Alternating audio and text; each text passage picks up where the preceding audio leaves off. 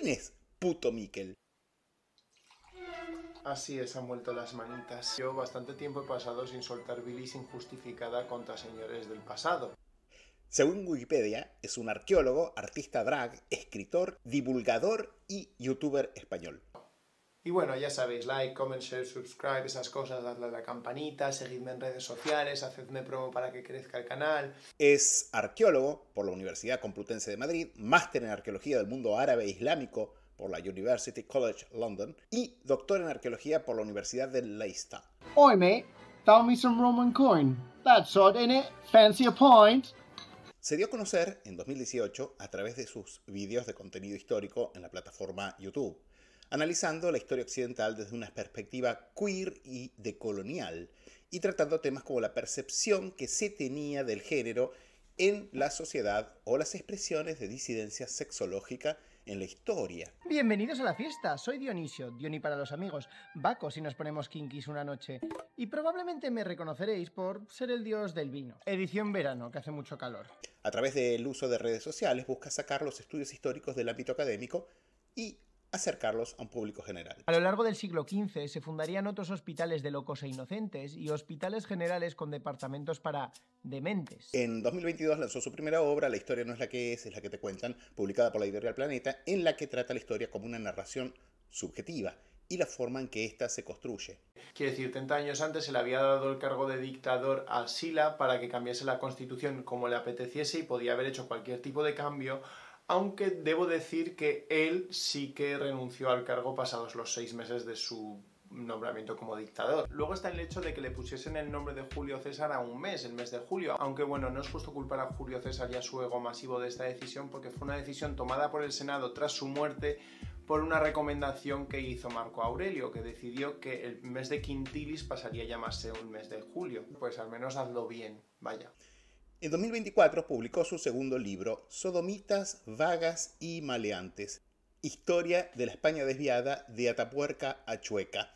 Bueno, me pueden llegar a convencer de que algún neandertal de Atapuerca fuera sodomita, lo que no me van a poder convencer nunca es que los neandertal ya eran españoles. Es decir, que en verdad no se trata de un arqueólogo, que es alguien a quien nos imaginamos excavando, elaborando el registro arqueológico, midiendo cerámicas y publicando informes. Evidentemente no. Evidentemente él seguramente todo eso lo encuentra aburrido. En verdad, lo suyo es la historia, no la arqueología. Y es que sabemos que muchos arqueólogos han terminado haciendo carrera en algún otro tema. Porque evidentemente lo que estudian no les aburría o simplemente no da pasta. Porque si lo vemos, parece que la preocupación por la pasta, si bien ellos lo niegan y se la pasan diciendo que se los acusa de estar interesados en el dinero, la realidad es que el 50% de lo que escuchamos de muchos arqueólogos españoles es llorar la carta porque no les pagan. Y ese trabajo que es complicado, que tiene dosis de estrés, que al mismo tiempo requiere una cualificación muy alta, pues tiene la contrapartida de que eso no se ve reflejado desde luego en las condiciones laborales. O sea, tenemos unas condiciones laborales en general bastante precarias. De hecho, un estudio ha demostrado que arqueología es la carrera peor pagada en España. Las paguitas. ¿Qué quiero decir? Vosotros sabéis que las partidas presupuestarias para arqueología y para museos no son para tanto, ¿no? Y en el centro de toda esa corruptela están los arqueólogos, que... Mira, chica, ojalá tener tanto poder. Ojalá la paga por arqueólogo que con la paga por maricón todavía no me llega. Que los arqueólogos en realidad solo quieren la P palabra. ¿Patrimonio? No, paguitas.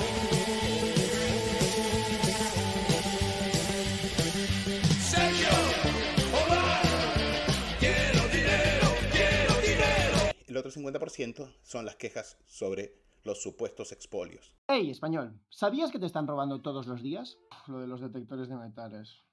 Supongo que ya que soy arqueólogo, algún día debería hablar de ello y del... Vamos a hablar de expolio arqueológico, vamos a hablar de conciencia de patrimonio. Y así tenemos el caso de, sin ir más lejos, Don Arcilla Fresca, a quien todos los seguidores de este canal ya conocen muy bien, que terminó haciendo de legislador, jurista, policía, perito, etcétera, etcétera, porque según él, el trabajo de un arqueólogo, el verdadero trabajo de un arqueólogo es, cito entre comillas, perseguir el expolio. Así que podemos decir que Puto Miquel no es más ni menos que otro youtuber divulgador de la historia, sí, otro más. Y el título de arqueólogo es meramente decorativo. Otro youtuber más, divulgador de la historia, cuyo principal sello es ser una drag queen y un aficionado a los licores. Ay, ¿de qué hablo hoy para el canal? Por eso bebo vino y no cerveza. O sea que podemos decir que en realidad lo único que excava el arqueólogo Miquel es el armario y eventualmente el fondo de alguna copa de vino. En fin, que yo creo que ya he hablado bastante por hoy. En fin, ya me callo. Papito lindo, no tomes licor. Borracho por aquí, borracho por allá, ese licor que hace daño. Todo lo cual yo, como liberal clásico que soy, y más allá de algún chiste, sería el último en cuestionarlo, porque no cuestionaría jamás lo que hace otra persona con su vida o con su canal. Sin embargo, recientemente Miquel subió un video a su canal atacando a Virgilio, que es un muchacho de Asturias que tiene un canal sobre deteccionismo. Yo quiero aclarar que no sigo a Virgilio, no miro videos de deteccionismo, salvo alguna vez que muestran que sacan monedas. Entonces me salto toda la parte de la búsqueda y todo eso que me aburre soberanamente, los pitidos, etc. Y miro a ver qué monedas sacaron. Los he ayudado alguna vez a identificar las monedas que sacan. Pero bueno, básicamente me entero por amigos y también por el video de Miquel, por supuesto, que me llegó porque hablaba de numismática y me lo reenviaron. Que Virgilio simplemente es una persona que es honesta, es una persona honesta, valiente, inteligente y que evidentemente quiere que cambien las leyes autoritarias, ridículas y estúpidas en su país, en el país de ustedes, en España. Y en lo cual yo quiero decir que estoy totalmente de acuerdo. Pedir que leyes que están mal, que son autoritarias, que son injustas, cambien, no constituye un delito. Las leyes cambian las costumbres en los países, cambian, por ejemplo, las formas en que se perciben a las minorías, cambia la manera de pensar de la gente y como consecuencia de todo eso, las leyes cambian también. Entonces, básicamente, pedir que una ley que es injusta, que es mala, que es contraproducente porque produce los efectos contrarios a aquellos que propone, como es el caso de la Ley Patrimonio Española del año 1985, no me parece que te convierta en un criminal. Exigir a las personas que no están de acuerdo, por ejemplo, con esa ley, que deberían promoverla o deberían callarse y no criticarla, o que deberían inducir a sus seguidores a estar de acuerdo con esa ley, caso contrario serían traidores o serían delincuentes. Digamos, eso en esencia se llama pensamiento totalitario, que es propio del fascismo. Y como vamos a ver, la propia ley española, que toma como modelo el sistema de gestión italiano de patrimonio, tiene su raigambre justamente en el nacionalismo y, sobre todo, en el fascismo.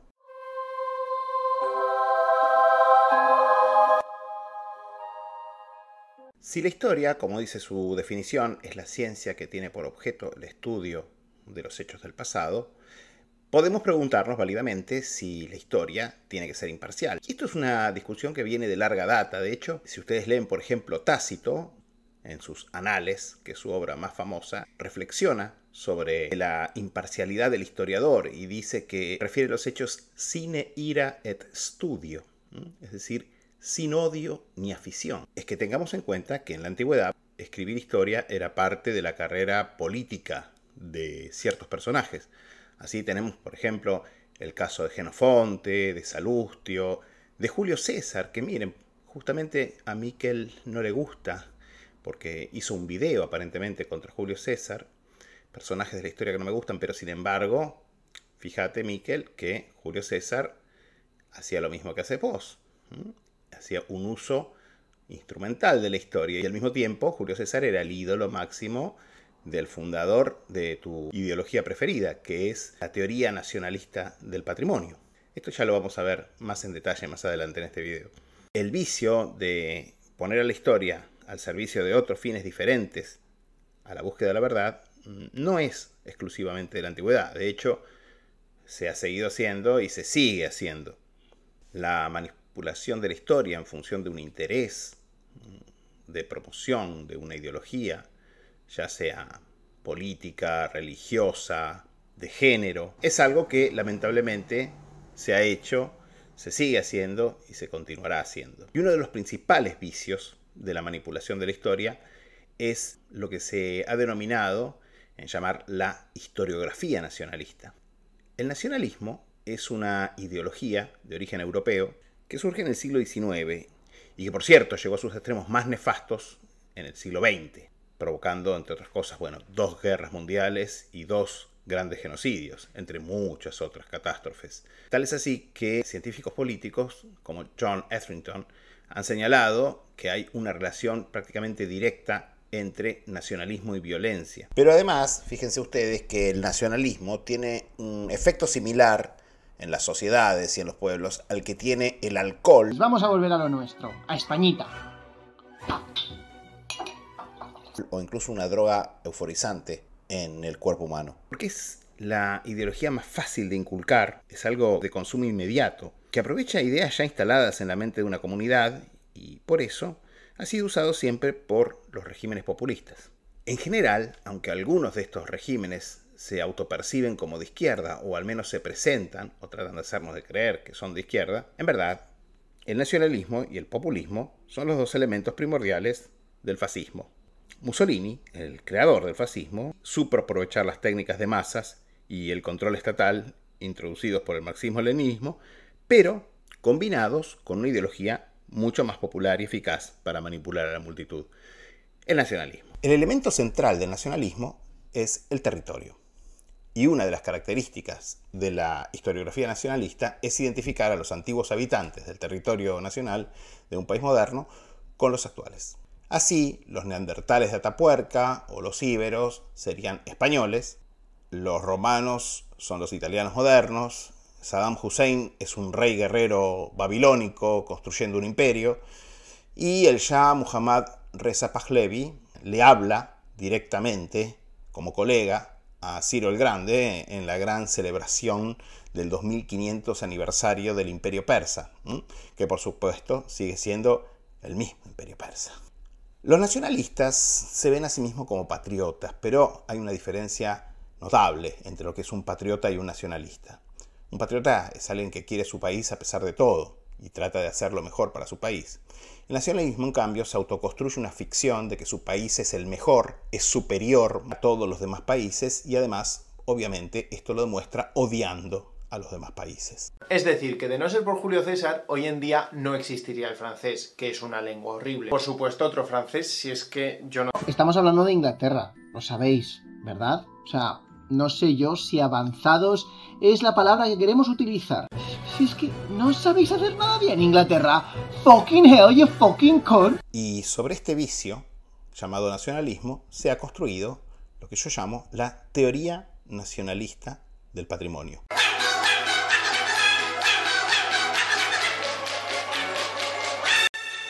Mussolini, llamado en su tiempo l'ultimo Cesare, el último César, identificaba su régimen fascista con el Imperio Romano. Por empezar, el Imperio Romano era un gobierno en buena medida unipersonal. Por otro lado, a diferencia de otros periodos de la historia de Italia, como la época de los griegos y los etruscos, o la Edad Media y el Renacimiento, en que Italia se encontraba dividida en múltiples ciudades-estado, fragmentada, no, en cambio, en la época del Imperio Romano, Italia estaba unida y centralizada en Roma. Y además, por supuesto, dirigía un imperio mundial. O sea, era un fundamento y justificación para las ambiciones imperiales que Mussolini tenía. En junio de 1939, Mussolini promovió la ley 1089/39 para la tutela de las cosas de interés artístico e histórico. Esta ley se convirtió en el puntapié inicial del control estatal, no ya solamente de monumentos y antigüedades y obras de arte de enorme importancia, sino de forma más general para muchos de los objetos. Y mientras que el fascismo fue derrotado en el mundo y Mussolini fue colgado, la teoría nacionalista del patrimonio que Mussolini y el fascismo engendraron, no solamente no fueron derrotados, sino que efectivamente salieron a la conquista del mundo, siendo imitada, copiada por muchos países o incluso, cuando no, también importada por medio de tratados con estos países que tienen esta clase de legislaciones. Para explicarlo de una forma sencilla, la teoría nacionalista del patrimonio supone que los distintos pueblos, razas, culturas y estados que habitaron o se conformaron en el territorio político de una nación moderna random serían meros jalones, etapas en la constitución de una entidad moderna, que es el Estado moderno, concretamente ese Estado moderno random, o bien que los distintos habitantes del pasado, de estas distintas culturas, razas y pueblos, serían meros jalones en la realización de un ser moderno, arquetípico, perfecto y acabado, llámese el italiano, el ruso,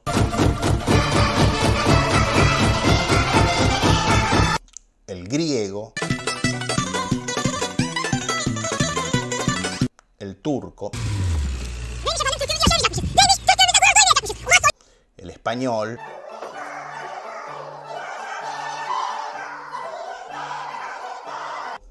etc. Esta teoría, obviamente, no solo no tiene el más mínimo fundamento científico, sino que es anticientífica. Y no solo eso, es totalmente fascista y racista. Y claro está, como toda idea fascista, exige y demanda el control estatal absoluto.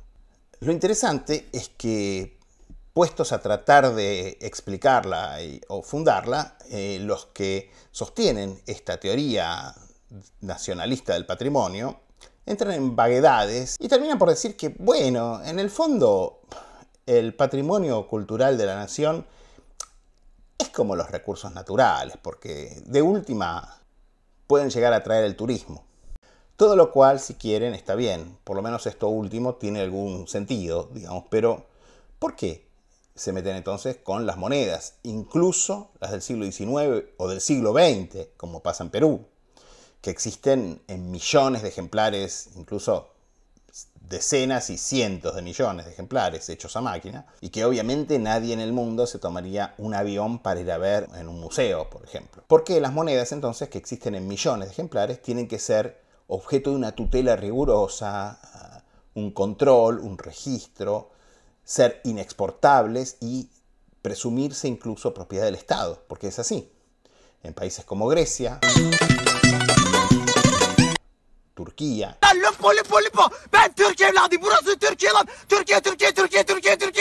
Italia o España, se controla de forma muy estricta la exportación de monedas de más de 50 años, en el caso de, por ejemplo, Italia, Rusia, o de más de 100 años, en el caso de España, por ejemplo, o Argentina incluso, o Perú. Todos citan como fundamento, o sorpresa, el modelo italiano de tutela patrimonial. ¿Y este modelo italiano de tutela patrimonial es un éxito? Y sí, es un éxito. Es un éxito para aquellos que viven del expolio, de un lado o del otro del mostrador, es decir, del lado delictivo y del lado estatal. Es un éxito evidentemente para los expoliadores porque son los países donde más noticias de expolio escuchamos todo el tiempo. Italia y aquellos países que imitan a Italia. Por otro lado, es un éxito para los que viven del expolio del otro lado del mostrador, es decir, los arqueólogos y la fuerza de seguridad que tienen cada vez más poder. No todos los arqueólogos, porque es cierto que en estos países, en Italia, en España, la enorme mayoría de los arqueólogos se mueren de hambre, y eso está mal.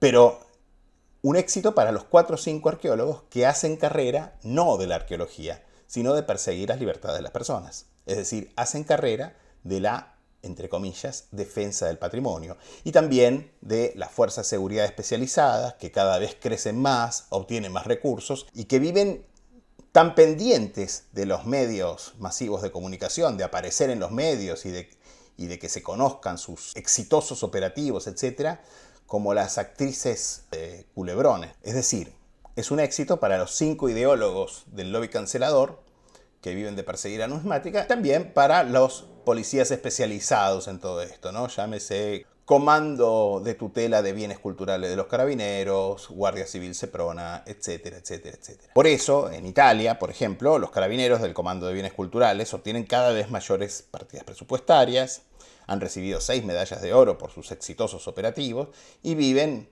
totalmente obsesionados con aparecer en los medios. Cuando aparecen en los medios de comunicación, el superintendente los llama, el ministro los llama feliz y les da una medallita. Los ascienden y les dan nuevos cargos y nuevos presupuestos y mayores presupuestos y mayor partida presupuestaria, etcétera, etcétera. Todo, por supuesto, con el dinero público. Resultado, en Italia, por ejemplo, no existe más directamente la numismática. Se la cargaron completamente. El artículo central del Anuario Numismático Italiano, que ya nadie cita en el mundo académico, lo escribe un comisario, contando sus allanamientos y secuestros de monedas de origen dudoso. No existe en YouTube ningún canal de numismática italiano donde seriamente se expliquen las monedas, se muestren monedas antiguas, ni nada de eso, obviamente, porque inmediatamente esa pobre persona sería allanada y perseguida. No, nada de eso. Si ustedes googlean o buscan en el buscador de YouTube monete greche, monete romane en italiano, lo que les va a dar las búsquedas como resultado va a ser una chorrera inmunda de noticias policiales, que obviamente es algo deprimente para el estado de una ciencia, pero seguramente Miquel y Arcilla Fresca y toda esta clase de gente tengan un orgasmo de placer de verlo. Pero la realidad es que numismática no hay. Dentro de la teoría nacionalista del patrimonio se inscribe también la teoría denominada restitucionismo, ¿no? Según esta teoría, las cosas que se encuentran en los museos del mundo y que han sido los embajadores culturales de las antiguas civilizaciones de esos países donde fueron halladas o producidas, deben ser restituidas todas, sin excepción, al país donde fueron originariamente excavadas o adquiridas o compradas o lo que sea, digamos. Tampoco esto tiene un fundamento muy claro, pero ustedes saben que ellos tampoco se preocupan mucho por fundamentar nada. Simplemente tiene que ser así. En algunos casos sí, claramente. Por ejemplo, hay casos que han sido de expolio evidente. Los bronces de Benin, por ejemplo, un reino que todavía existe, por cierto, que queda en Nigeria, que fueron robados por los ingleses como botín de guerra, luego de una expedición punitiva que tuvo lugar en 1896 o 97, ahora no recuerdo. Hay un gran documental de David Attenborough, que era uno de mis documentales favoritos cuando yo era chico, que se llama Reino de Bronce. Bueno, sin duda, esas clases de cosas tienen que ser restituidas y han sido restituidas. Pero por supuesto estamos tratando con extremistas de derecha. Y no me estoy refiriendo a los pobres habitantes del Reino de Benin, sino a los ideólogos de estas teorías extremas del restitucionismo, ¿no? Entonces te van a decir, por ejemplo, que los toros alados que hay en el Museo Británico tienen que ser restituidos a Irak o a Siria o lo que sea, digamos, donde, por ejemplo, hasta hace poco estaba el Estado Islámico que los rompía a martillazos porque eran considerados ídolos ofensivos al Islam, en las teorías salafistas y extremistas del Islam. Así tenemos, bueno, el caso de ISIS, destruyendo las antigüedades de Palmira, tenemos el caso de los talibanes en Afganistán, dinamitando los budas colosales de Bamiyan, y tenemos recientemente, por ejemplo, a un salafista que en la televisión egipcia proponía dinamitar las pirámides de Gizeh y la esfinge de Gizeh. ده ما يخوفش الناس ومن اي شيء يخيفه اقول لك مما يخيفه لا خلينا ده تراث انساني يا استاذ مش ملكك لوحدك لا اله الا البشريه الله كلها انا بسالك سؤالا لا تحيد عن الجواب اي شيء يخيفك في تكثير الاصنام انت تعبد هذه الاصنام لا سيدي هذا تراث انساني يحترم اسالك سؤالا هل النبي صلى الله عليه وسلم كسر الاصنام وحطمها ام تركها كتراث انساني سيدي الكريم تستيقظ غدا فتعاملون ابو الهول والاهرامات زي تمثال بوذا اولا هذا كله خاضع للقدره والتمكن porque eran ídolos Y cuando le dicen, ¿y no querés también secar el Nilo? Y él contesta, lo secaremos. Alá nos va a dar un río más grande. Ahí tienen en que puede terminar el restitucionismo. Y no me digan, es una minoría, porque la única razón por la cual los hermanos musulmanes ya no gobiernan en Egipto es porque hubo un golpe de Estado sangriento. Y sí, porque la doctrina restitucionista de la teoría nacionalista del patrimonio dice que todas esas cosas son de ellos. Y bueno, son de ellos y las quieren para romperlas. Y bueno, quieren darse el gusto de romper unos ídolos. ¿Y quiénes son los malditos occidentales y no sé qué para limitar sus aspiraciones? Porque bueno, todo tiene que ser restituido, absolutamente todo, hasta las monedas, que básicamente pueden haber circulado por cualquier lado, pero por supuesto, como los numismáticos les indicamos de qué ceca pueden ser, bueno, ellos consideran que hay que restituirlas al lugar donde se fabricaron.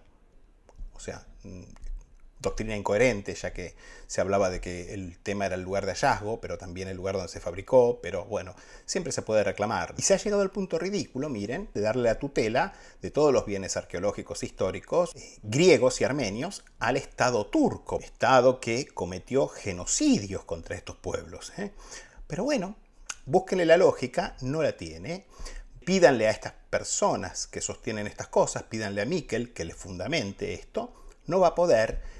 Su único fundamento es decirte que ellos tienen la ley de su lado y que ellos tienen la cachiporra de la policía de su lado. Ese es el único fundamento. Fundamento, al igual que todas sus teorías, como estamos viendo y analizando, fundamento fascista.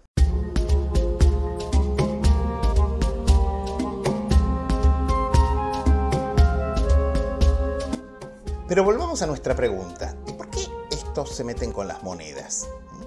Bueno, la respuesta a esta pregunta es un poco compleja, pero principalmente podríamos resumirla así.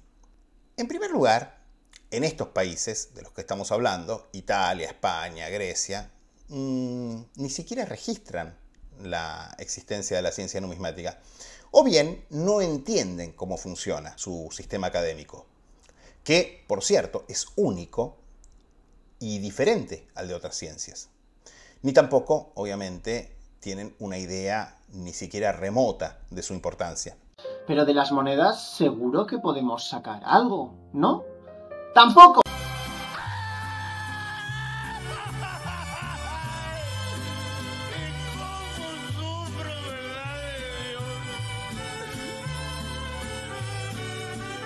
O sea que en primer lugar tenemos un primer elemento que podríamos denominar simplemente ignorancia. O, siendo menos diplomáticos, brutalidad. Porque cuando la ignorancia destruye cosas importantes o las daña seriamente, como puede ser una ciencia y una ciencia del calibre de la numismática, la ignorancia se llama brutalidad. En España, por ejemplo, los ideólogos de la cancelación degradan la moneda a la pobre, lamentable categoría de vestigio arqueológico, fósil de datación de un estrato en un yacimiento.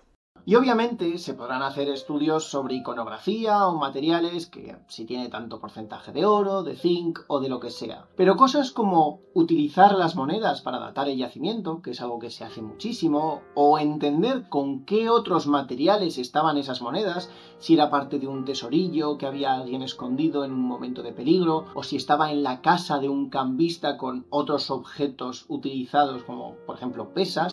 A ver, explicarle a alguien como Miquel que la numismática es una ciencia mucho, pero mucho más antigua que la arqueología. Una ciencia que tiene 700 años y 700 años de producción académica que ha realizado aportes de un calibre incomparable al estudio de la historia, la epigrafía, el arte, la economía y las culturas antiguas. Es difícil, pero lo voy a intentar, al menos con unos ejemplos. A comienzos del siglo XIX, James Prinsep, un ingeniero y numismático inglés, estudiando las monedas bilingües indogriegas y luego las monedas indoescitas, pudo descifrar el Jaroshti y el Brahmi, los dos sistemas de escritura de la India antigua.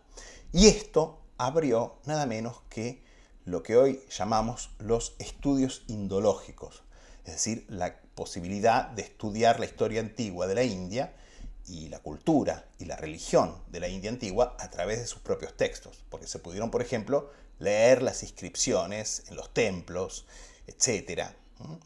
Bueno, la numismática, mucho antes que la arqueología, trazó el mapa, la historia política, la historia dinástica de imperios importantísimos que hoy ya no existen y que prácticamente eran desconocidos, como es el caso del Imperio Parto, que fue estudiado por otro ingeniero británico. Si es que no sabéis hacer nada bien, Inglaterra. Sí, británico, Miquel, por más que te duela, que fue David Selwood. Y lo mismo se puede decir de una enorme cantidad de dinastías, por ejemplo, islámicas de Asia Central, que sabemos qué territorio controlaban, sabemos el orden de sucesión de los monarcas y cuándo reinaron, qué ciudades controlaban, etc., exclusivamente gracias a las monedas. Un ejemplo pueden ser, por ejemplo, los caracánides. Obviamente que para un nacionalista español como Miquel, que se ufana de despreciar profundamente al resto del mundo, todos estos ejemplos son basura. Pero bueno, también fueron numismáticos quienes, comparando las monedas con leyenda latina con monedas de las mismas secas con leyenda íbera, lograron por primera vez descifrar la escritura íbera, por ejemplo. Y ya sabemos que para Miquel los íberos eran españolitos hechos y derechos, con la bandera roja igual en sus estandartes. Lo que pasa, Miquel, es que una moneda, para quien sabe leerla, es decir, para nosotros, los numismáticos, no para ustedes, los arqueólogos, trae tanta información como una enciclopedia. La moneda contiene el arte, la religión de un periodo concreto de la historia, nos informa del gobierno que la emitió, del mensaje político que ese gobierno quería dar a sus administrados, nos informa muchas veces de hechos históricos que de otra forma no se conocerían, contiene el idioma, la escritura, la epigrafía de una determinada cultura en un determinado momento, contiene la metrología y nos da indicaciones sobre el sistema monetario, sobre inflación, sobre devaluaciones, sobre revaluaciones. Nos da información sobre el origen del metal con que fue producido, los métodos de producción, los métodos técnicos, la tecnología de una determinada época o de una determinada civilización para la producción de moneda. Las monedas vienen fechadas, cosa que prácticamente ningún otro objeto de la antigüedad viene con fechas precisas. Muchas monedas sí, o pueden fecharse a veces, aunque no tengan fecha, con una precisión de meses. La seca nos informa de dónde la moneda fue acuñada y sí, el lugar de hallazgo nos informa sobre dónde terminó la circulación de esa moneda, no así dónde empezó la circulación de esa moneda. En cuanto al contexto arqueológico, bueno, eso se lo dejo a ustedes, los arqueólogos, salvo cuando se trata de un tesorillo o un repositorio o un tesoro importante, que eso sí contiene información numismática relevante, por lo tanto, quienes estamos más capacitados para hacer el estudio de ese contexto preciso, es decir, la moneda en su tesoro, somos los numismáticos, no los arqueólogos, que no saben ni qué es una moneda, lo cual lo demuestra Miquel todo el tiempo en su video. Sí, se puede hacer una tesis con ellos y hablar de las monedas de Diocleciano en el condado de Northwestershire. Fascinante. Fascinante. ¿Por qué el alcohol hace esto? Así que, si lo que a vos te interesa es el lugar donde apareció la moneda y en qué estrato apareció, mi sugerencia es que anotes ese datito y dejen de manotear las monedas para que vuelvan al poder de los numismáticos y no se pierdan para la ciencia.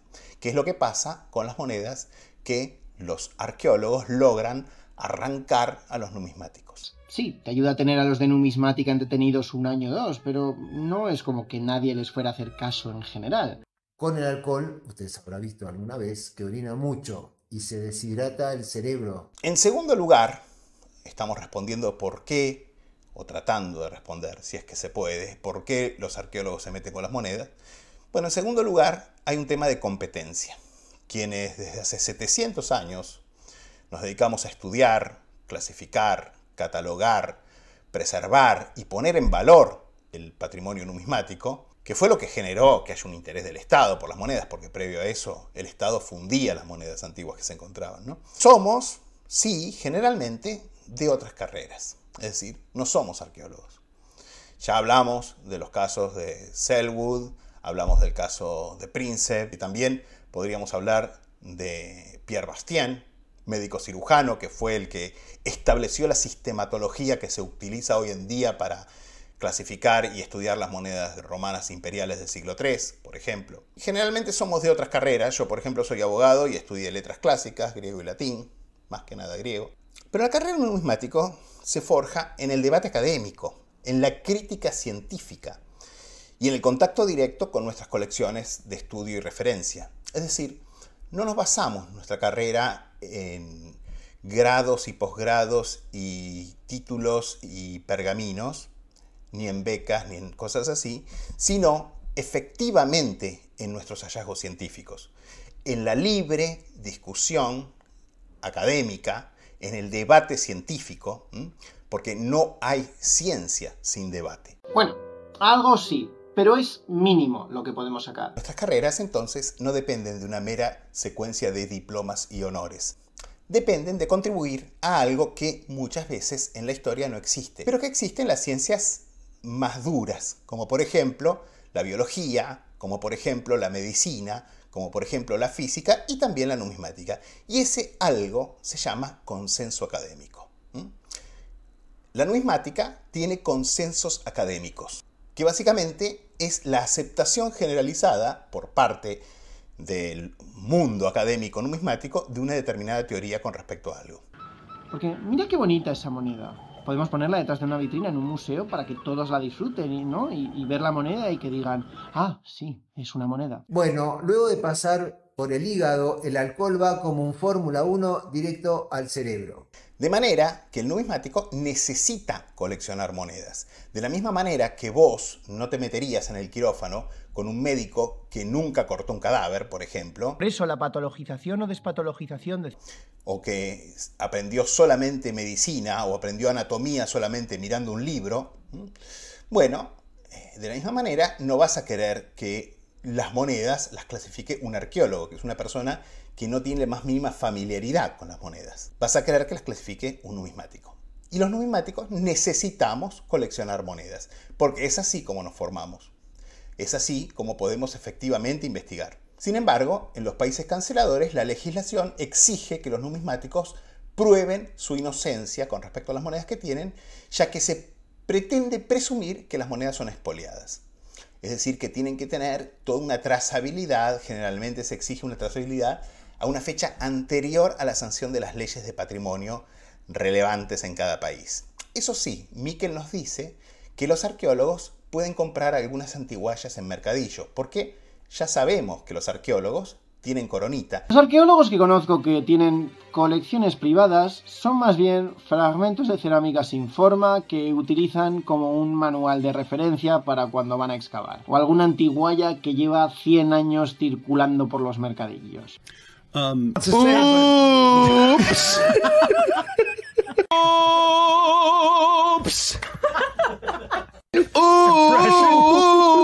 Oops. Right? En suma, como buen facha, Miquel está en contra de los derechos, pero defiende privilegios. Y finalmente, van por la cancelación de la numismática porque la ven como una amenaza. Básicamente, esto se podría definir así. Esto lo ha dicho incluso una eminente numismática española que, sin embargo, es empleada del Estado, la invitan a foros de arqueología a hablar, etcétera, etcétera, y dice lo que es políticamente correcto, que coleccionar monedas antiguas está mal. ¿Se pueden comprar colecciones de moneda antigua? No. Y tenerlas, claro. No. No. Bueno, piense que cada moneda que compra usted está fomentando que se expolien más y más yacimientos. Entonces, la única manera de parar con ello es no comprar. Y que las que ya han expoliado o las den a los museos o se las queden. Pero como compremos, claro, eso es un comercio. Es un comercio. Y si usted compra, favorece e incita a que se siga. Es gracioso porque esta señora al mismo tiempo dice que nunca le dejan ver las monedas de las colecciones públicas, que agradece encarecidamente a los coleccionistas privados, gracias a los cuales ella pudo realizar todas sus investigaciones porque pusieron sus colecciones a su servicio. Y le pedí a a Cores, que ha sido un gran coleccionista, que me permitiera analizar con isótopos algunas de sus piezas. Los museos les había pedido, pero como es lógico, no me lo habían permitido. Pero Cores, con una generosidad inmensa que he encontrado siempre, la verdad, cuando he solicitado algo a coleccionistas privados, he de decir, Cores me dijo que eligiera. Y yo quiero aclarar que, a pesar de sus contradicciones, yo tengo un enorme respeto y admiración por la doctora María Paz García Bellido. Sin embargo, yo creo que estas contradicciones en buena medida se explican porque ella se formó e investigó en una época en que a los coleccionistas numismáticos no se nos deseaba la muerte, que dejemos este mundo y donemos nuestras monedas a un museo, sino que ella viene de esa época, de una época mucho más normal, menos histérica, pero que trabajando en el Estado y sobre todo en un contexto donde se espera que ella diga cosas políticamente correctas, se mete en una cueva de arqueólogos woke que básicamente desprecian a la numismática, y cuando te metes en lugares así, terminan pasando cosas, digamos, inesperadas. Yo quiero añadir algo, y es que después de la presentación que hemos visto, que vemos la información que desde el punto de vista de la arqueología somos capaces de sacar de una moneda en contexto, pues precisamente me parece un crimen de guerra lo de plantearse comprar monedas. ¿En qué sentido? En el sentido en el que yo muchas veces me pongo muy talibán con esto, demasiado talibán, y es que yo a las colecciones particulares las fundiría en una plaza pública. Sí. Oiga, no haga caso, ¿eh? Por favor, no haga caso.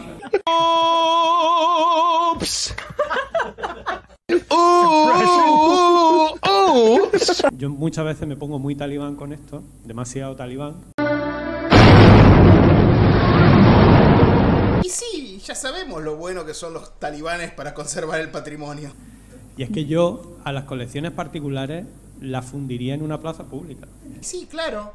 Después de todo, bueno, es un talibán, así que destruir el patrimonio es lo más natural del mundo. Por otro lado, tengamos en cuenta que es lo que el Estado hizo con las monedas durante siglos, hasta que los numismáticos pusimos en valor las monedas. Hasta mediados del siglo XIX tenemos informes de que los museos italianos fundían las monedas de plata romanas que sobraban en las colecciones, las mandaban a la seca para acuñar moneda moderna. Y se la pasa elogiando a los países anglosajones, sobre todo especialmente al Reino Unido, por las excelentes colecciones públicas de monedas, lo bien clasificadas y organizadas y curadas que están, y lo fácilmente que las pone a la disposición de los investigadores, cosa que en España, oh sorpresa, no pasa.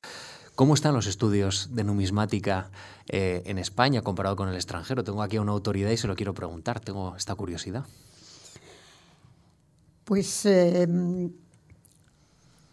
claro, piense que yo he ido mucho a museos extranjeros, donde evidentemente los conservadores, hay un conservador de numismática, cosa que aquí, excepto en el Museo Arqueológico Nacional, no lo hay en los otros museos. Los conservadores de los museos nacionales pues son conservadores como mucho distinguen entre edad antigua y media y moderna y contemporánea, y por lo tanto, claro, no es comparable.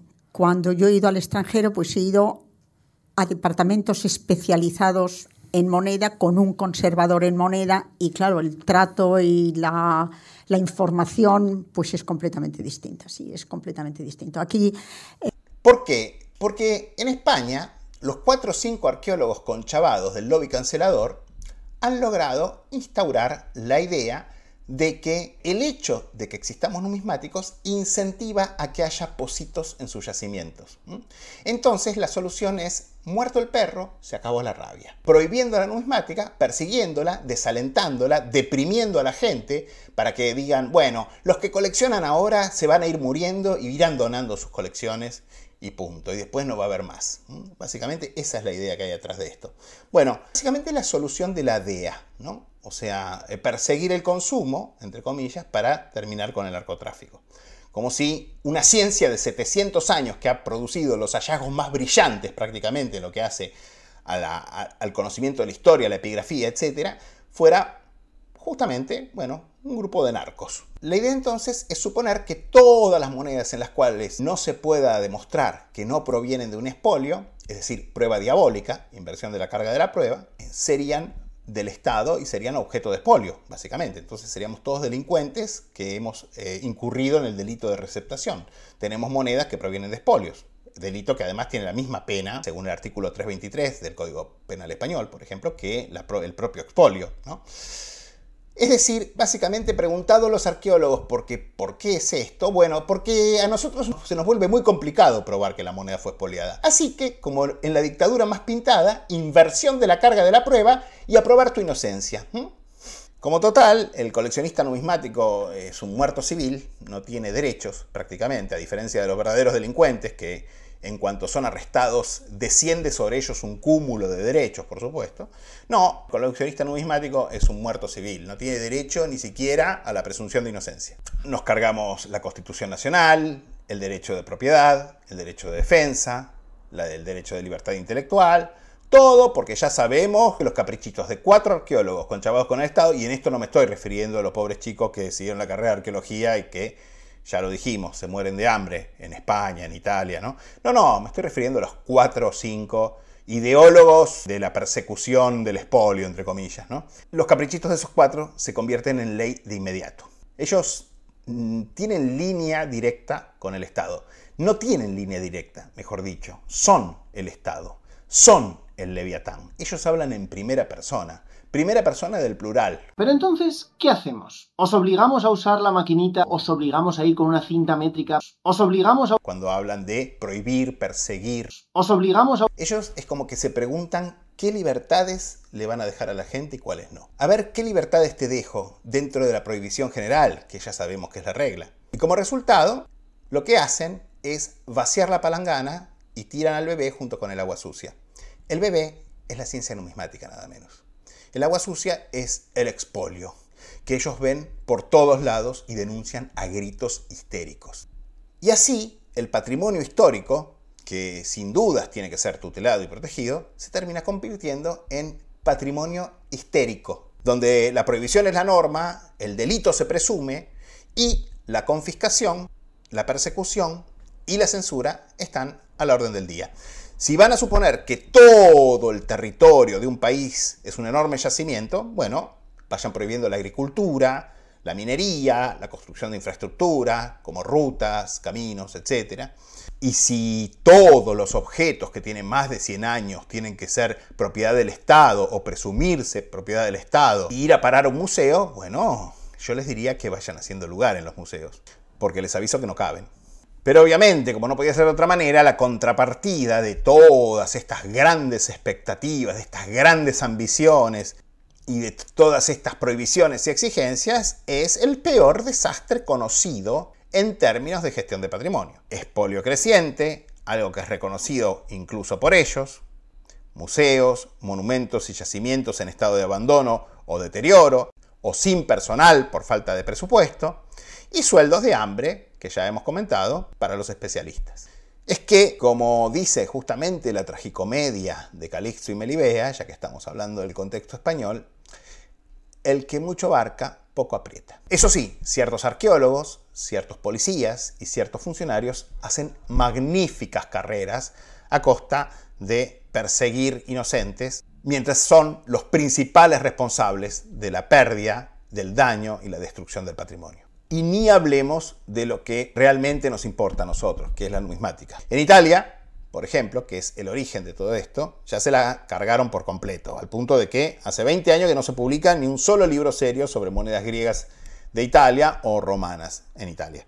20 años que es justo cuando tuvieron lugar los cambios con mayores restricciones en Italia, es decir, la ley del 2004 y sobre todo el decreto que agravó la persecución de esa ley. Y fíjense que cuando los italianos necesitan estudiar un hallazgo monetario, por ejemplo, el Ripostilio de la Venera, que se está publicando en realidad el nuevo catálogo ilustrato, no tienen más remedio, fíjense, que convocar a numismáticos extranjeros. porque no hay en Italia numismáticos capaces de estudiar esas monedas. Qué sorpresa, ¿no? En el caso del catálogo del Ripostiglio della Venera, los numismáticos que lo están haciendo son franceses. Y fíjense que el fracaso italiano es tan notable que cuando pretenden exportar su legislación fascista de patrimonio a otros países, por medio de acuerdos bipartitos en materia de patrimonio, y piden que capturen las monedas griegas de secas italianas o las monedas romanas, republicanas tempranas que andan dando vuelta por ahí, con el justificativo de que son de origen dudoso, o que a su entender no tengan el pedigré que justifique que se encuentren en manos privadas, dicen que para saber qué tipo de moneda es la que el Estado italiano reclama, consulten el manual Historia Numorum Italy, escrito por Kate Rutter, un británico, escocés para mayores referencias. Ni siquiera pueden citar un catálogo italiano. De este modo, no es de sorprender que sean las colecciones públicas italianas, españolas, griegas, turcas, etc., países que tienen un patrimonio numismático antiguo exorbitante, por cierto, ¿no? Y sin embargo, son las únicas colecciones de monedas griegas y romanas que no son referenciadas en los catálogos canónicos. Llámese SNG para las monedas griegas, llámese el RIC para las monedas imperiales romanas. ¿Qué es esto? ¿Será un caso de discriminación de los crueles y despiadados anglosajones a los países latinos, etcétera, etcétera? No, para nada. No se las cita simplemente porque esas colecciones son las únicas que no están estudiadas, no están clasificadas seriamente, no están publicadas sistemáticamente, como si lo están, por supuesto, la de los museos británicos, British Museum, Ashmolean Museum de Oxford, Hunter Cabinet de Glasgow, etcétera, etcétera, la de Biblioteca Nacional de París, de Biblioteca Nacional de Francia, etcétera, y por supuesto muchísimas colecciones privadas que sí están publicadas, estudiadas. La colección del Museo Arqueológico es mucho mayor que la del Instituto, pero como es un centro estatal, no puede cambiar. Es decir, la pieza que entra en un museo se queda en ese museo y no se puede vender ni intercambiar. Mientras que el Instituto Valencia Don Juan, que era semiprivado, sí puede cambiarlas. Entonces tiene una colección menor, pero una colección perfectamente y espléndidamente seleccionada. Y esto merece un comentario aparte, es decir, lo importantísimo que son los individuos. Hablamos de los estados, de las instituciones. Los individuos son capitales.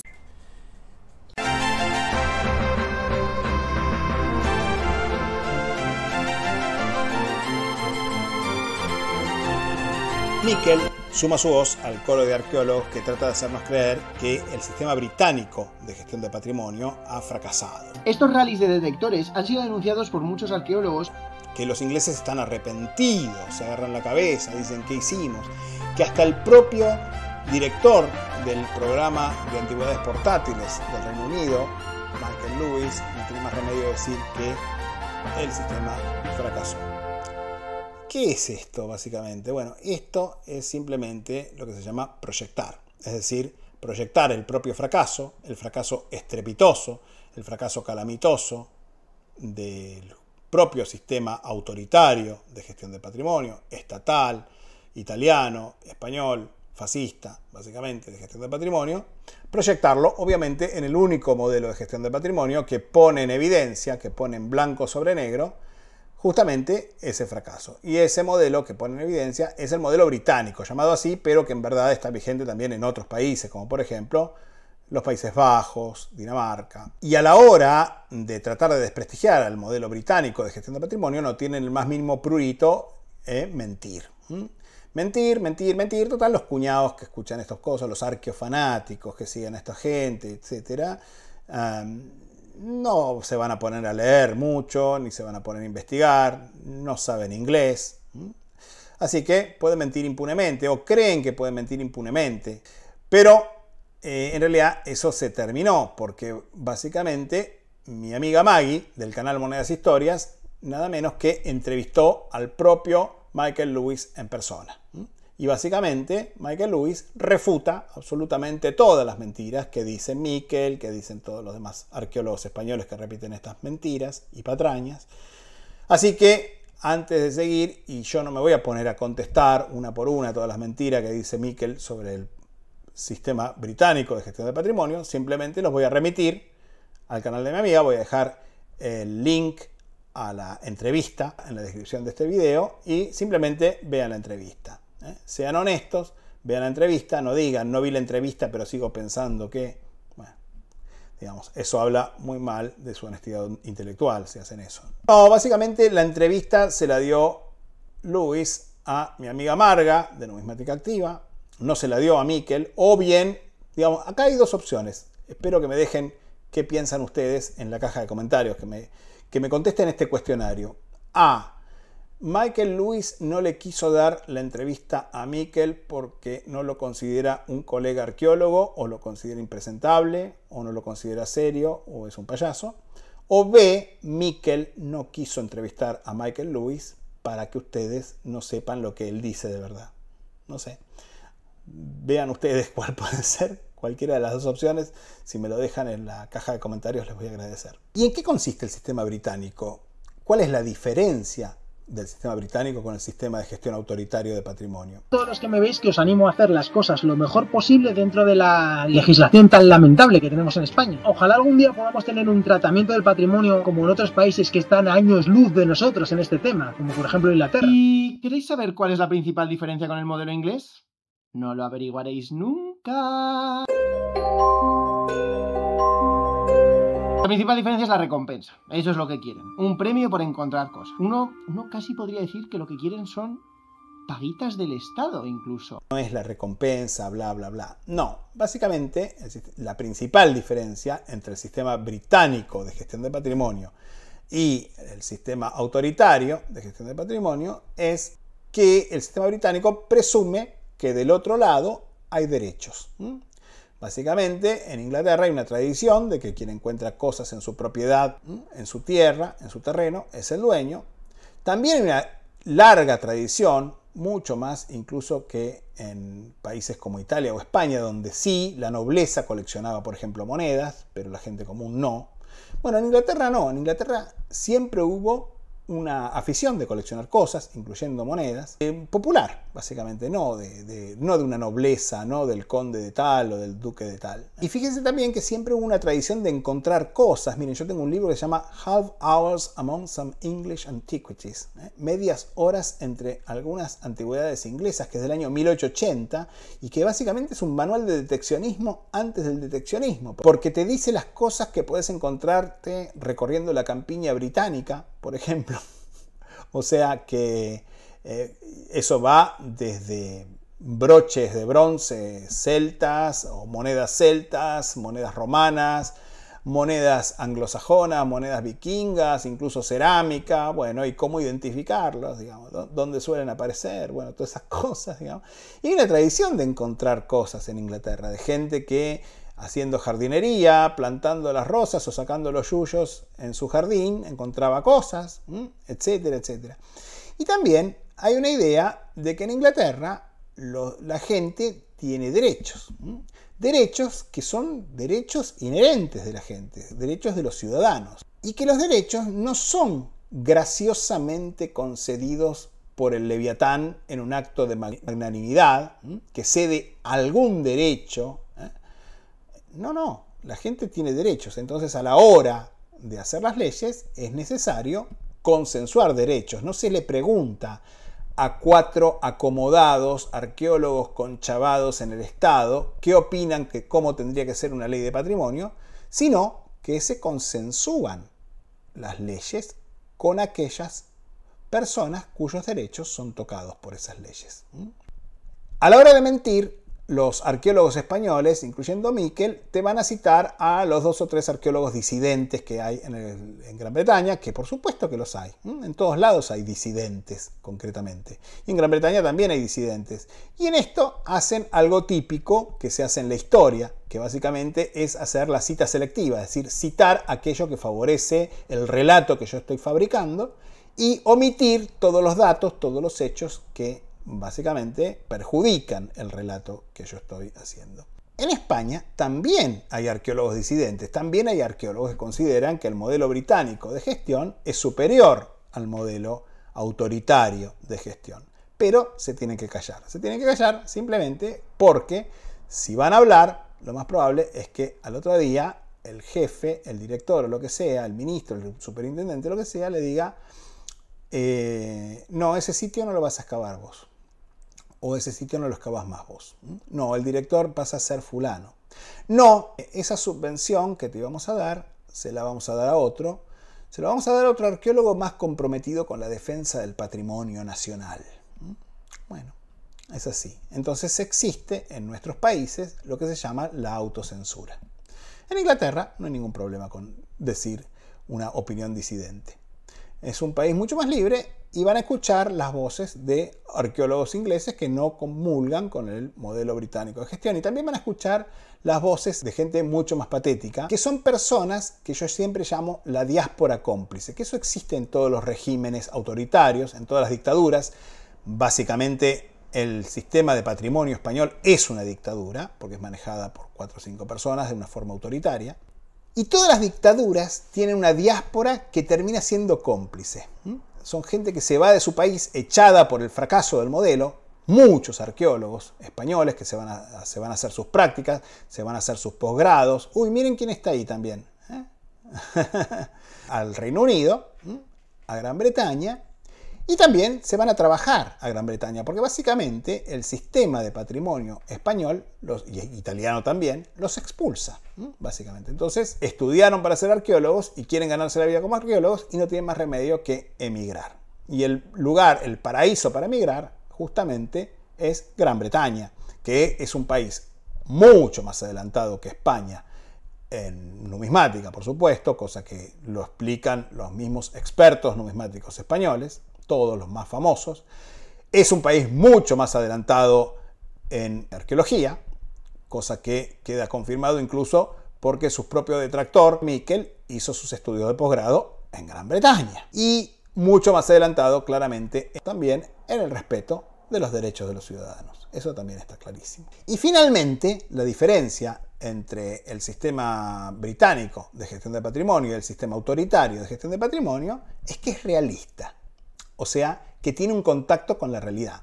Los británicos, de la misma manera que lo explica Miquel, o sea, los museos tienen recursos limitados, los proyectos de investigación son limitados, el espacio en los almacenes es limitado. Pensad que en cualquier museo lo que veis en las vitrinas es menos del 10% de la colección. O sea, los británicos, de la misma manera que lo sabe Miquel y lo explica Miquel, saben perfectamente que el espacio disponible en los museos es limitado, que es ridículo imponer una ley según la cual todas las antigüedades de más de 100 años, de las cuales no se cuente con documentación indubitada, que sea anterior a la fecha de entrada en vigor de la ley de patrimonio, son propiedad del Estado, se presume propiedad del Estado. Bueno, es impracticable porque, repito, en los museos no hay lugar para todas esas antigüedades. Bueno, esto los ingleses lo saben, entonces hacen leyes cumplibles, no hacen disparates que salen de la cabeza de un arqueólogo amigo del poder. Como consecuencia de lo cual tienen leyes cumplibles y como consecuencia de tener leyes cumplibles, básicamente tienen gente que cumple la ley. Y bueno, ya he hablado de cómo incluso en los manuales de instrucciones te dan pistas para evitar la ley. Las leyes cumplibles engendran ciudadanos cumplidores de la ley. Las leyes autoritarias, disparatadas e irreales engendran desgano, escepticismo frente a la ley y, en última medida, corrupción, que es lo que pasa mucho en nuestros países.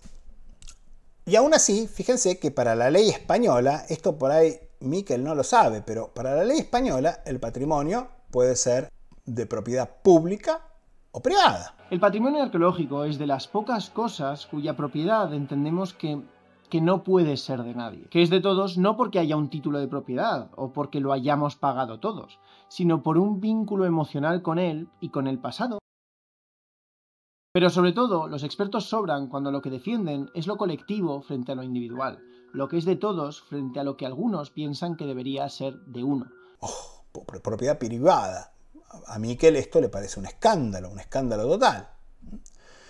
Pero la realidad es que hasta el siglo XIX los museos en Italia, hasta 1855 concretamente, tengo noticia de que los museos en Italia normalmente las monedas de plata romanas repetidas de la colección las mandaban a fundir, incluso las de vellón. Y aún hoy en día en Italia, Bulgari, por ejemplo, hace joyas con monedas griegas y romanas. Por ejemplo, eso no escandaliza a los arqueólogos italianos del lobby cancelador.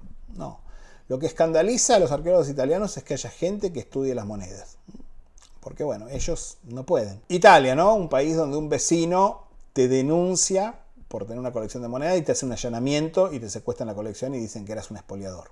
¿Y qué pasa con la gestión pública del patrimonio numismático en España? Bueno, si hablamos de España, citemos nada más el caso más emblemático de todos, ¿no? El expolio del 4 al 5 de noviembre del año 1936 de todas las monedas de oro SIC de la colección del Museo Arqueológico Nacional. ¿Expolio por quién? ¿Por los piteros? No. Expolio por parte de la Guardia Nacional Republicana, que era como se llamaba en esa época la Guardia Civil. Es decir, Guardia Civil, Seprona, ¿les suena?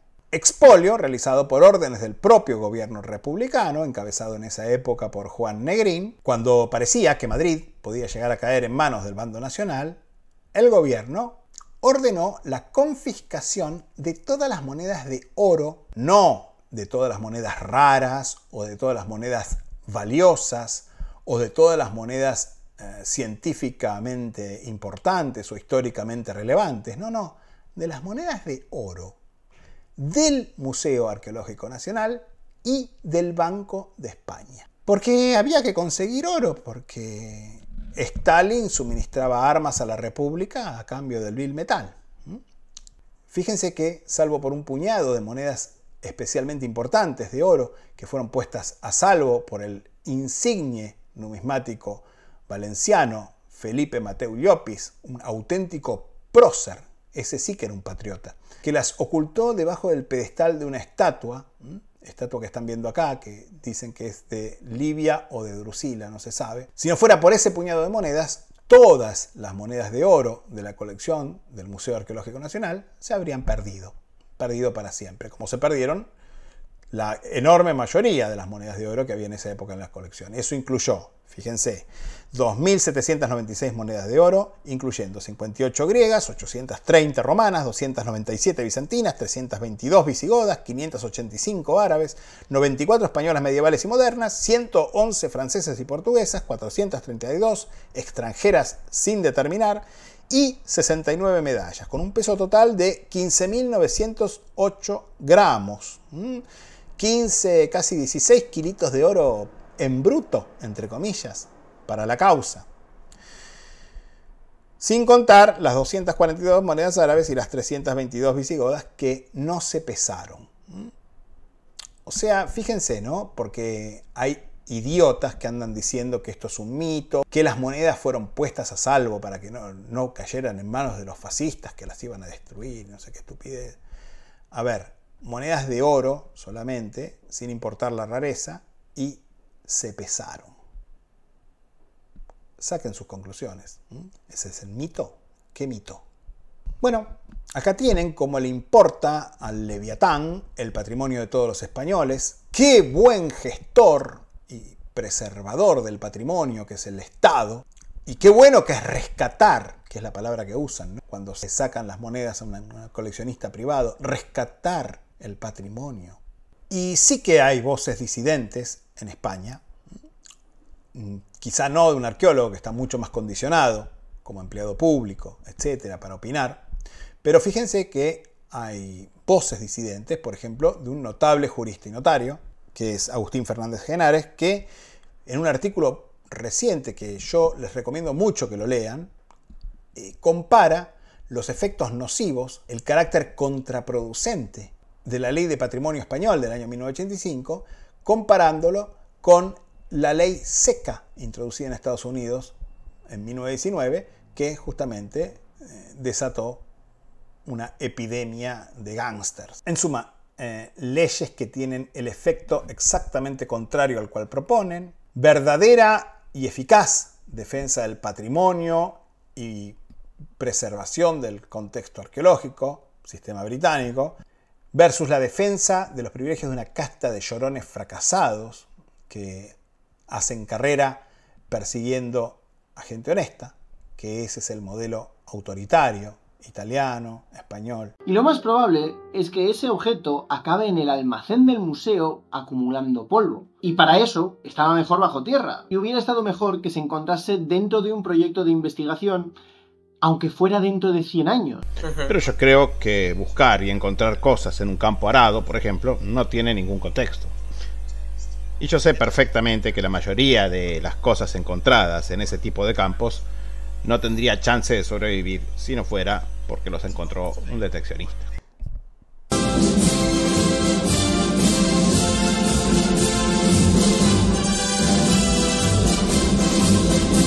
Pero volvamos a nuestra pregunta inicial. ¿Quién es Puto Miquel? Bueno, ya a esta altura podemos decir que bajo la fachada supuestamente progre de una persona que se viste de mujer y se declara abiertamente gay, por supuesto, se oculta algo completamente opuesto a lo que él quiere mostrar. Puto Miquel es un trans, sí, pero es un trans ideológico. Bajo una fachada progresista se oculta un reaccionario que se identifica plenamente con el Estado, considera que las leyes no se pueden ni se deben cambiar, que cuestionarlas te convierte prácticamente en un criminal, considera que los derechos de la gente se otorgan y se quitan a capricho del poder político con el cual, repetimos, él se ve completamente identificado. Un nacionalista español que como buen facha populista exacerba el odio contra un colectivo como chivo expiatorio, pide mano dura, desprecia y agrede a todo lo que es extranjero con comentarios chauvinistas, digno de un cuñado borracho de pueblo. Fíjense, odia a Indiana Jones porque lo considera un saqueador, o no sé si porque peleaba contra los nazis, también puede ser. Se mete con mi religión también, miren, neopagano. Bueno, yo no soy neopagano germánico, soy neopagano mediterráneo, pero bueno, igual. Bueno, obviamente que en una sociedad totalmente dominada por la pornografía, la única identidad respetable es la identidad de género, ¿no? Todas las demás identidades, si vos sos cristiano, pagano o te percibís numismático, eso no es digno de ningún respeto, por supuesto, ¿no? Le hace ruido la palabra patriarcado, pero la palabra patrimonio, que viene de la misma raíz, esa la va a defender aún cargándose la Constitución, los derechos civiles de la gente, porque los caprichitos de los 4 arqueólogos conchavados, de los cuales él es el vocero, no sabemos por qué, porque no creo que viva de los privilegios, de los mismos privilegios que esos 4 privilegiados. Pero bueno, si hay que cargarse la Constitución y los derechos civiles de las personas en función de esas leyes de patrimonio autoritarias, lo va a hacer. En suma, Puto Miquel es prácticamente, podríamos decir, un camisa negra con peluca, pollera y colorete. A mí realmente me recuerda a una vieja reaccionaria que se escandaliza con las costumbres corruptas de los extranjeros. And swing it gently from side to side. I'm looking for it here. I'm looking for it there. ¡Ay, miren esos ingleses! ¡Tienen programas de televisión de piteros! Aha! I found something. It's a coin. Sí, me recuerda a una vieja reaccionaria que se excita con las noticias de arrestos, de operativos, de incautaciones, de secuestros. Me hace pensar en una vieja reaccionaria que se indigna y pide que la policía le saque a ese sucio pitero de ahí, como ciertas señoras mayores que se escandalizan cuando se le acerca una persona mal vestida, ¿no? En fin, Miquel, como decía ese prócer italiano del rock argentino, Luca Prodan. ¡Para vos! ¡Lo peor es la libertad! A ver, gente, estos son el Imperio. Si Arcilla Fresca es Palpatine, Miquel es Darth Vader y está decidido a aplastar a los rebeldes. Y los rebeldes no son los que se visten de princesita o de sirenita, que, vamos, ya estamos en 2024 y eso ya no escandaliza a nadie. Los rebeldes somos los que queremos que las cosas cambien. Los rebeldes somos los que luchamos por la libertad. ¡Para vos! ¡Lo peor es resbalar! Quiero aclarar que en este video me limité simplemente a refutar los highlights del video de Miquel, pero que absolutamente todas las cosas que él afirma sobre la numismática y sobre el sistema británico de gestión de patrimonio son erróneas o falsas. con respecto a esto último, a la ley del tesoro de Gran Bretaña de 1996 y al programa de antigüedades portátiles del Reino Unido, Portable Antiquities Scheme, quien le refuta absolutamente todo a Miquel es el propio director del programa de antigüedades portátiles, Michael Lewis, que fue entrevistado por nuestra amiga Marga en el canal Monedas e Historias. Así que no se pierdan la entrevista y si quieren opinar sobre este tema, primero tienen que ver la entrevista. Eso es de cajón. Yo no me meto en política y si alguien en España se sintió ofendido por algo que yo dije, quiero aclararles que esto no va en contra de los españoles ni mucho menos de España, sino que, al contrario, en realidad esto es una respuesta a un video que hizo Miquel, en el cual Miquel atacó a un compatriota suyo español, que es Virgilio. Miren, yo no conozco a Virgilio, ya dije que no sigo mucho su canal, pero por lo que pude ver de él y por lo que pude ver de las cosas que él decía, me parece que es un patriota, digamos. Un patriota en el sentido amplio de la palabra, tampoco es, digamos, un prócer. Pero sí es un patriota. ¿Un patriota en qué sentido? En que yo ya les expliqué que para mí un patriota es algo muy diferente de un nacionalista. Porque un patriota es alguien que quiere que su país mejore. Virgilio quiere que las leyes mejoren y por lo tanto quiere que su país mejore, es decir, quiere a su país, digamos. El nacionalista no, el nacionalista se fabrica una ficción de que su país es el mejor, que todos los demás son una porquería. Bueno, ahí está. Yo creo que Miquel es un nacionalista y Virgilio es un patriota. Virgilio critica las leyes de su país porque quiere leyes mejores. O sea, quiere que su país mejore. Por otro lado, quienes conocen mi canal ya saben lo que siempre digo de los españoles, que yo tengo mucha más fe en los españoles que, por ejemplo, en los italianos o en los argentinos, que somos muy parecidos a los italianos. Porque los españoles tienen una gran virtud que al mismo tiempo es su mayor defecto. Los españoles son bravos. O sea, no se dejan tocar los cojos, como dicen ustedes, ¿no? Y eso, lamentablemente, muchas veces terminó mal, porque España es un país que ha tenido tremendas guerras civiles por ese tema. Obviamente que en este caso no es necesario llegar a eso, por supuesto. Sin embargo, plantear que hay un consenso generalizado de que las leyes de patrimonio están bien y creer, como lo cree esta cúpula o este grupito de talibanes, arqueólogos talibanes, que todo el mundo los apoya mayoritariamente y que básicamente quienes no piensan como ellos es una minoría despreciable y pisoteable, digamos, no, eso no es real. Claramente no es real. De hecho, el canal de Virgilio tiene 4 millones y pico de suscriptores y el canal de Miquel tiene 200.000. Así que los arqueólogos del lobby cancelador deberían empezar a reflexionar. A ver si, como dicen en España, no se pasaron 4 pueblos. También me adelanto a los zombies que pudieran aparecer, que sean seguidores del canal de Miquel, que me puedan llegar a plantear que yo hice un ataque personal contra Miquel, etcétera, etcétera. Bueno, por empezar, yo les diría que este video es una respuesta a un video que hizo Miquel atacando a Virgilio. Con lo cual, digamos, bueno, el canal de Virgilio es unas 20 veces más grande que el canal de Miquel. El canal de Miquel es unas 20 veces más grande que el mío. Con lo cual, digamos, o sea, yo no veo nada criticable acá y en todo caso sí veo mucha hipocresía de alguien que plantee esto. Básicamente, acá llegaron a un canal donde la gente viene a ver monedas antiguas, viene a aprender sobre monedas antiguas y digamos que de un canal donde la mayoría de los comentarios básicamente se refieren a qué lindo tenés el pelo, qué lindo no sé qué, los postizos y qué sé yo, digamos, bueno, Miquel escribió 2 libros y creo que nos llegó a vender 1000 ejemplares del último libro, con lo cual me parece que está claro que la gente que sigue a Miquel no lee libros. Por otro lado, yo les puedo asegurar que no tengo absolutamente nada en contra de Miquel. El tema es que él se metió con cosas que no entiende o directamente a mentir sobre cosas importantes. Y eso no podía quedar así. Pero les repito, yo no tengo absolutamente nada en contra de Miquel. Al contrario, yo les diría que incluso me genera cierta simpatía. Y ojo, que a mí me han criticado 1000 cosas, pero jamás me han acusado de no ser sincero. Y les digo, en verdad, que a mí me genera cierta simpatía, en el sentido que, para mí, Miquel representa un poco la juventud perdida española. Y no digo esto de forma derogatoria en absoluto. Lo digo porque yo tengo muchos amigos españoles, muchos son jóvenes, y yo sé que es muy injusta la situación con los jóvenes en España. Miren, España cambió muchísimo desde la primera vez que yo estuve allá por el año 92. Hoy en día los españoles son mucho más preparados, mucho más formados, mucho más cultos. Hablan idiomas, están muy formados. Hay muchísimos españoles muy bien calificados. Son un pueblo abierto, curioso, abierto al mundo, curioso por el mundo. Fíjense, mi canal, que no habla de monedas españolas o de historia española, nada más, ni mucho menos. Sin embargo, más del 50% de los suscriptores son españoles. De Argentina, lamentablemente, apenas un 10% o un poquito más.